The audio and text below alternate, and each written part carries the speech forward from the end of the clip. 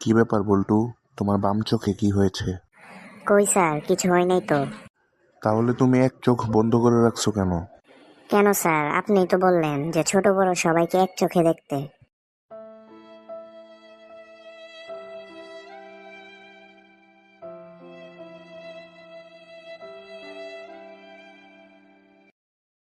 Sir, আমাকে কয়েকটা টাকা ভিক্ষা দিন না।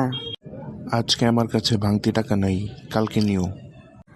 ধুর, কি ফকিন্নি এলাকায় আসলাম আমি। এই এলাকায় আসার পর থেকে কালকে কালকে করতে করতে মানুষ আমার প্রায় 1 লক্ষ টাকা আটকায় রাখছে। আচ্ছা, তাহলে আপনি ইন্টারভিউ দিতে এসেছেন, তো কোম্পানির রুল অনুযায়ী আমি আপনাকে কিছু প্রশ্ন করব, আপনি ওই প্রশ্নগুলোর উত্তর দিবেন, ঠিক আছে? ঠিক আছে স্যার, তাড়াতাড়ি প্রশ্ন করেন।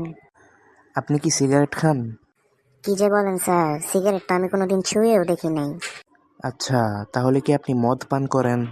এসব আপনি কি বলছেন স্যার? মদ যে কি জিনিস সেটা তো আমি চিনি না। আচ্ছা, তার মানে তো আপনার ভিতরে কোনো দোষ নাই, শুধু গুণ আর গুণ। জি স্যার, কিন্তু আমার ভিতরে শুধু একটা দোষ আছে। সেটা কি? স্যার, আমি সবসময় মিথ্যা কথা বলি।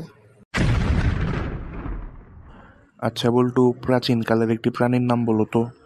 স্যার, প্রাচীনকালের একটি প্রাণীর নাম হলো জেব্রা। আচ্ছা বল্টু, তোমার কাছে জেব্রাকে কেন প্রাচীনকালের প্রাণী মনে হয় আমাকে একটু খুলে বলো তো। স্যার, প্রাচীনকালে তো সবকিছু সাদা কালো ছিল, কিন্তু বর্তমান যুগে সাদা কালো বলতে কোনো কিছুই নেই, সবকিছু রঙিন হয়ে গেছে, কিন্তু জেব্রা এখনো সাদা কালোই রয়ে গেছে। তাই আমার কাছে জেব্রাকে সবচেয়ে প্রাচীন প্রাণী বলে মনে হয়। তুই কি আজকে দর্শকদেরকে চ্যানেলটা সাবস্ক্রাইব করতে বলছিস? ও সরি স্যার, ভুলে গেছিলাম।